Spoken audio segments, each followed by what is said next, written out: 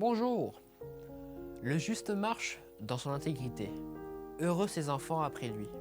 Proverbe 20 au verset 7. Tu connais peut-être le boomerang. C'est un outil qu'on peut lancer et dont la forme particulière lui permet de revenir dans la direction de celui ou celle qui l'a lancé. On parle d'effet boomerang pour illustrer le fait que souvent les conséquences d'un acte reviennent sur l'auteur de cet acte.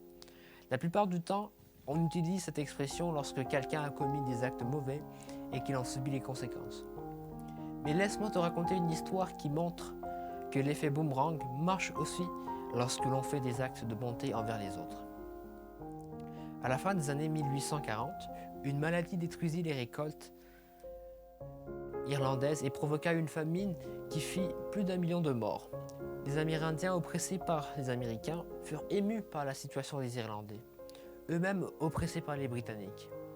Les Indiens Choctaw et les États-Unis se cotisèrent alors et envoyèrent 170 $, l'équivalent de 5 000 € aujourd'hui, une somme assez importante pour l'époque. Il faut noter que d'autres communautés, comme des prisonniers américains et britanniques, des communautés d'anciens esclaves de la Jamaïque, de la Barbade ou de Saint Kitts et Nevis, ont également envoyé des fonds en Irlande. En 2020, deux autres nations amérindiennes, les Navajo et les Hopi, sont fortement touchées par la maladie du coronavirus. Le manque d'eau, la vie en communauté facilite la diffusion du virus. Les deux communautés lancèrent sur Internet un appel de fonds participatif pour soutenir les malades amérindiens qui ont très peu de moyens. Curieusement, des flux arrivent d'un pays très éloigné des États-Unis, l'Irlande. De nombreux dons représentent des centaines de milliers d'euros ont été envoyés d'Irlande avec des commentaires sur la grande famine en Irlande de 1845. Environ 170 ans plus tard, les descendants des Irlandais qui avaient souffert de la famine se sont souvenus de l'aide des Amérindiens et ont décidé d'aider à leur tour des tribus amérindiennes en difficulté à cause de la Covid-19. Cette histoire nous montre qu'un acte de bonté peut avoir des conséquences des centaines d'années plus tard.